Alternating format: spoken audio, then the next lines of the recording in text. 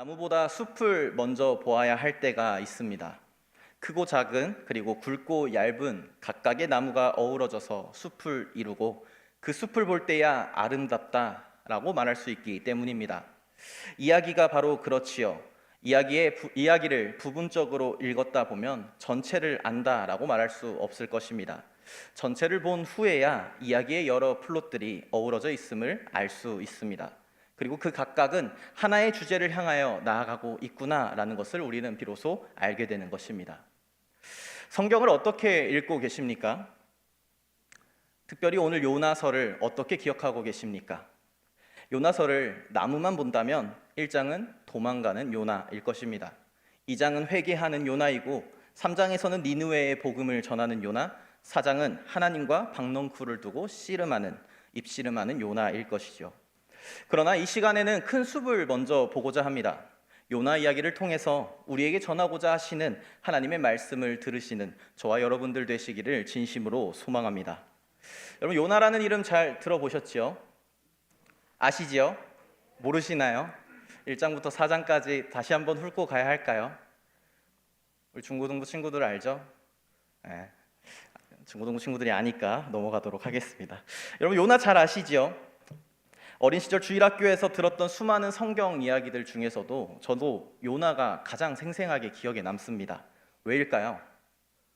왜 그렇다 생각하십니까? 하나님의 부르심을 받았지만 도망치는 선지자, 다시스로 향하는 배, 그런데 풍랑을 만나지요.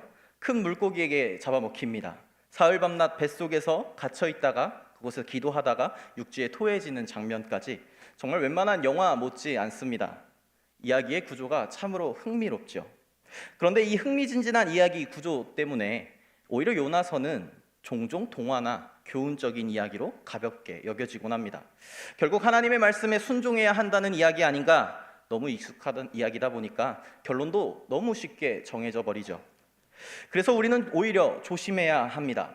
하나님의 말씀이 익숙하다라는 그 이유 때문에 그 깊이를 가볍게 여기는 태도야말로 요나처럼 하나님의 뜻에 무감각해진 영혼의 모습일 수도 있기 때문입니다. 요나서는 단순히 물고기와 불순종한 선지자의 이야기가 아닙니다.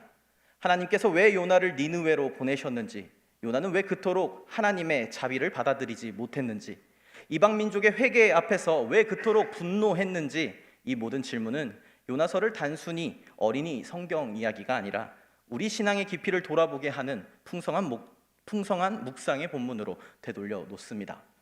불과 4장밖에 되지 않는 이 짧은 이야기 가운데에 하나님과 인간, 자비와 정의, 회개와 불순종, 용서하기 싫은 적과 용서하시려는 하나님 사이의 긴장이 놀랍도록 정교하게 얽혀 있습니다. 그래서 우리는 요나를 다시 만나보려 합니다. 이 이야기는 우리에게 이렇게 묻고 있습니다. 하나님의 자비는 어디까지 미치는가? 당신은 그 자비에, 하나님의 자비에 함께 기뻐할 준비가 되었는가라는 질문이죠. 하나님의 그 말씀 앞에서 특별히 이 요나의 이야기를 통해서 우리의 좁아진 신앙, 편협한 정의감, 하나님의 자비 앞에서의 불편함을 우리가 마주할 수 있기를 소망합니다. 우선 요나라는 인물을 좀 더 입체적으로 만나봅시다. 단순히 불순종한 선지자가 아니라 성경 안에서 두 얼굴을 가진 인물로 말입니다. 요나는 성경에 2번 등장하는데요. 하나는 당연히 지금 우리가 나누고 있는 우리가 잘 아는 요나서에서이고, 다른 하나는 어디에서인지 아십니까? 열왕기하 14장 25절에 등장합니다. 놀랍게도 두 본문은 같은 이름과 같은 아버지를 공유하고 있음에도 불구하고 서로 전혀 다른 성격과 역할을 보여주고 있습니다. 이 차이는 요나를 해석하는 데에 아주 중요한 키가 됩니다. 먼저 열왕기하의 요나를 만나볼까요? 그는 북이스라엘 여로보암 2세 시대의 선지자로서 처음 등장합니다. 그 시대는 정치적으로는 안정기였겠지만 신앙적으로는 타락한 시대였습니다. 그래서 역사가들은 이렇게 기록하고 있습니다. 유다의 왕 요아스의 아들 아마샤 제15년에 이스라엘의 왕 요아스의 아들 여로보암이 사마리아에서 왕이 되어 41년간 다스렸으며, 여호와 보시기에 악을 행하여 이스라엘에게 범죄하게 한 느밧의 아들 여로보암의 모든 죄에서 떠나지 아니하였더라. 그런데도 요나는 그 여로보암 왕의 통치 아래에서 영토 회복을 예언했던 선지자로 등장합니다. 25절의 말씀입니다. 이스라엘의 하나님 여호와께서 그의 종 가드 헤벨 아미떼의 아들 선지자 요나를 통하여 하신 말씀과 같이 여로보암이 이스라엘 영토를 회복하되 하맛 어귀에서부터 아라바 바다까지 하였으니. 잘 기억해 보시기 바랍니다. 여로보암 때에 하나님 보시기에 악을 행하던 이스라엘입니다. 그러나 선지자 요나는 무엇을 예언합니까? 이스라엘이 영토를 회복하되 하맛 어귀에서부터 아라바 바다까지라고 하였다. 이 말은 곧 요나가 어떤 인물이었느냐? 왕의 정치적 정책에 정당성을 부여하는 역할을 하던 선지자였다라는 의미입니다. 왕실과 가까운 중앙 예언자, 현실 정치에 순응했던 선지자인 셈입니다. 그런데 이와 달리 동일한 지역에 대해 정반대의 예언을 했던 선지자가 있습니다. 바로 아모스입니다. 만군의 하나님 여호와의 말씀이니라. 이스라엘 족속아, 내가 한 나라를 일으켜 너희를 치리니 그들이 하맛 어귀에서부터 아라바 시내까지 너희를 학대하리라 하셨느니라. 같은 지리적인 표현이 나옵니다. 하맛 어귀에서부터 아라바 시내까지. 요나는 회복을 이야기하였지만 아모스는 심판을 예언합니다. 요나는 아수르와의 공존을, 정치적 안정을 긍정적으로 보았던 반면에 아모스는 그것을 하나님 앞에 타락으로 보았기 때문입니다. 이처럼 열왕기 하의 요나를 본다면 한 시대의 정치적 종교적 흐름 가운데에서 활동했던 국가 중심의 중앙 예언자였습니다. 왕의 정책을 지지하고 민족의 번영을 예언하던 그 요나는 어쩌면 당시 이스라엘 백성들에게는 신뢰하고 존경할 만한 인물이었는지도 모르겠습니다. 그런데 요나서를 들어가 봅시다. 요나서에 들어가 보자 독자들은 깜짝 놀랄 만한 반전을 마주하게 됩니다. 그게 뭐죠? 그렇게 알고 있던 요나가 전혀 다른 모습으로 등장합니다. 그 요나 맞아? 라는 의문이 들 정도로 요나서는 그 인물을 완전히 뒤집어서 풍자와 반전의 서사 한가운데에 세워놓습니다.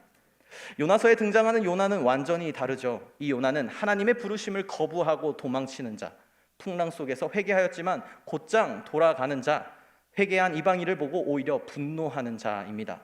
요나서의 첫 문장이 이렇게 시작합니다. 여호와의 말씀이 아미떼의 아들 요나에게 임하니라. 이 문장을 읽는 당시 독자들은 이미 그때 그 요나라고 하며 반응했을 것입니다. 열왕기 하에서처럼 민족의 영웅처럼 기억된 바로 그 인물을 말입니다. 하지만 요나서는 그 인물을 완전히 다른 모습으로 재구성합니다. 하나님의 말씀을 받고 도망치고, 말씀을 전하긴 하였지만 마지못해 하고, 하나님의 자비를 체험한 자이면서도 그 자비가 원수에게 향하는 순간 분노하며 하나님께 항변했던 인물로 말입니다. 요나서 4장 2절의 말씀이 이렇습니다. 여호와께 기도하여 이르되 여호와여, 내가 고국에 있을 때에 이러하겠다고 말씀하지 아니하였나이까? 그러므로 내가 빨리 다시스로 도망하였사오니 주께서는 은혜로우시며 자비로우시며 노하기를 더디하시며 이 내가 크시사 뜻을 돌이켜 재앙을 내리지 아니하시는 하나님이신 줄을 내가 알았음이니이다. 요나는 하나님의 자비를 너무나 잘 알고 있었습니다. 그래서 그 자비가 자신이 원하지 않는 사람들에게 향하는 것을 바라지 않았던 것이었습니다. 요나는 단순히 하나님의 말씀에 불순종했던 선지자가 아니라 하나님의 성품을 너무나 잘 알았던 자, 하나님을 너무나 잘 알았던 자, 그래서 그 자비를 자기 기준에서 통제하려 했던 인물이 바로 요나입니다. 열왕기의 요나에 대한 요나서의 변주곡, 독자들에게 충격을 안겨줍니다. 이 사람이 그 요나였다고, 우리가 알고 있는 그 요나라는 충격 말입니다. 이 가운데 요나서에 담긴 진정한 의미가 드러나지요. 요나서의 마지막 말씀을 보시기를 바랍니다. 요나가 하나님께 분노하자 하나님은 박농쿨을 들어 요나의 마음을 비추시며 말씀하십니다. 하룻밤에 났다가 하룻밤에 말라버린 이 박농쿨을 가지고도 이것을 아끼는 너희건을, 이 니느웨 성을 내가 아끼지 않겠느냐라고 말이죠. 참 흥미로운 것은 하나님의 이 질문 이후에 요나서는 이야기의 끝을 맺지 않는다는 것입니다.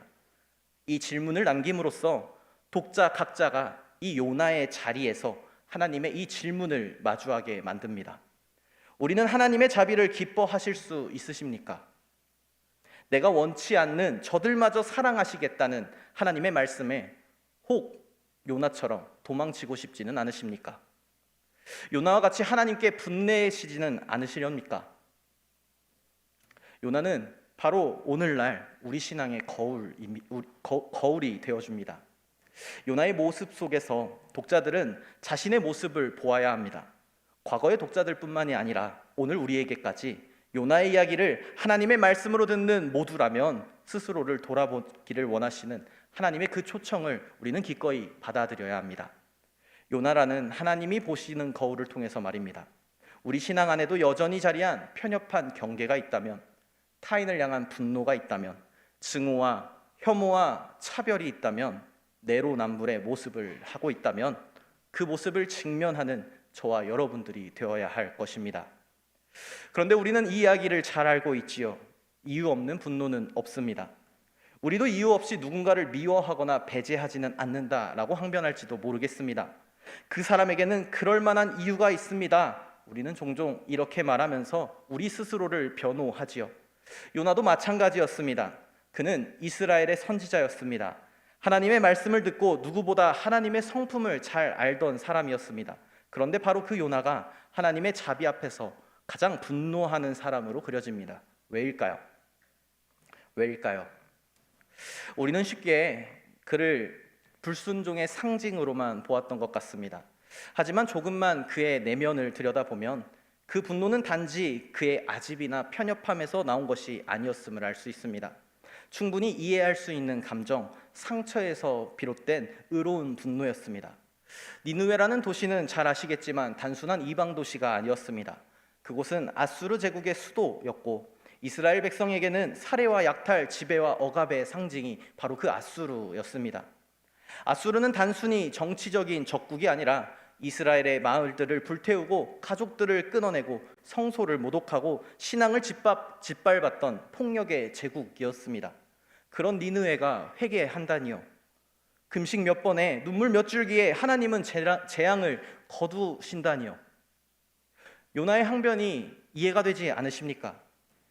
요나의 항변은 단순히 우리가 선택받았다 하는 그 선민의식에서 나온 것이 아니었습니다.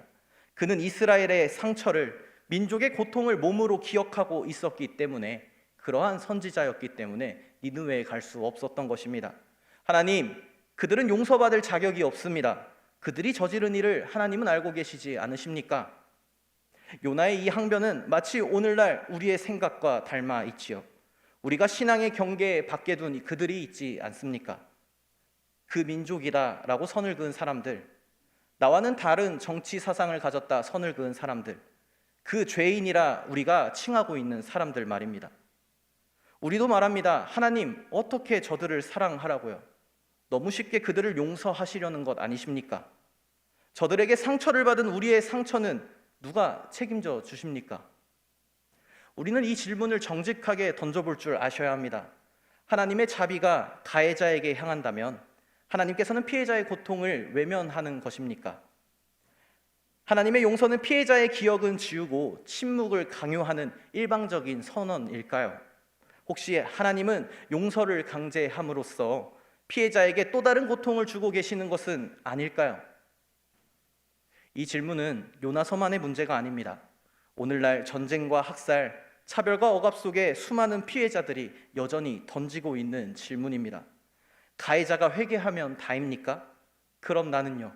나의 상처는요? 나의 억울함은요? 누가 책임져 줍니까? 이 질문 앞에서 우리는 우리의 신앙을 새로이 고백할 줄 아셔야 합니다. 하나님은 정의를 버리고 자비를 택하시는 분이 절대 아니십니다. 오히려 하나님께서는 자비를 통해 하나님의 정의를 완성하는 분이십니다. 하나님의 용서는 죄를 덮어놓자라는 말씀이 아닙니다. 죄를 더욱 깊이 직면하게 하고 그에 합당한 회개와 철저한 회복을 요구하시는 사랑입니다. 요나서에서 하나님은 단지 회개했으니 됐다라며 니느웨를 용서하신 것이 아니었습니다. 니느웨 사람들이 보인 회개의 모습을 보십시오. 옷을 찢고 왕이 베옷을 입고 제에 앉았으며 사람과 짐승까지 금식하며 진정한 회개의 모습을 보였습니다. 이는 극단적인 회개의 표현이겠지요.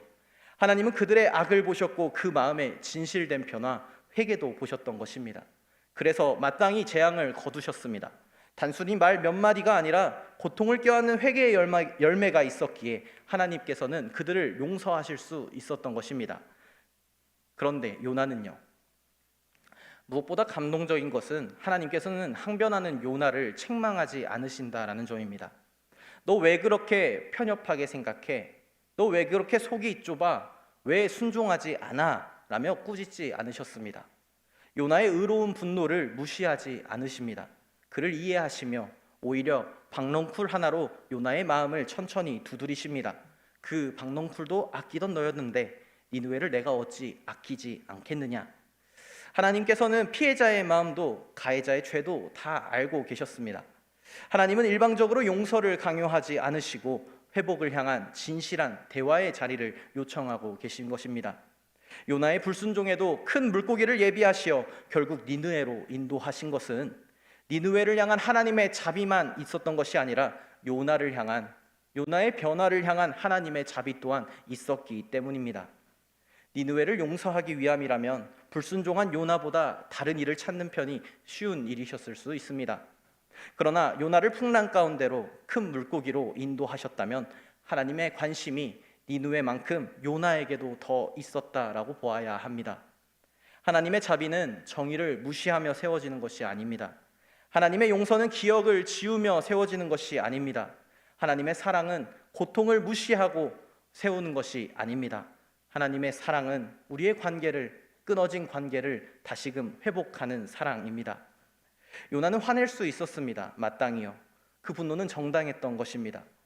하지만 하나님은 그 분노조차도 자비로 품으시고 그의 눈을 자신만의 상처에서 하나님의 더 큰 자비로 이끌어내시는 분이 바로 요나서의 하나님이십니다. 혹시 우리도 요나처럼 말하고 계시지는 않으십니까?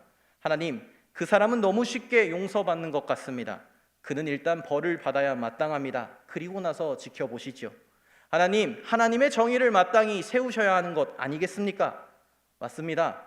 정의는 중요합니다. 그러나 하나님은 더 깊은 자비로 정의를 세우시려는 분이십니다. 더 철저한 사랑으로 죄를 직면하게 하시고 더 놀라운 은혜로 관계를 회복시키시는 분이 바로 우리의 하나님이십니다. 그리고 그 은혜는 그 사람에게만이 아니라 요나에게도 오늘 우리를 향해서도 동일하게 열려 있습니다.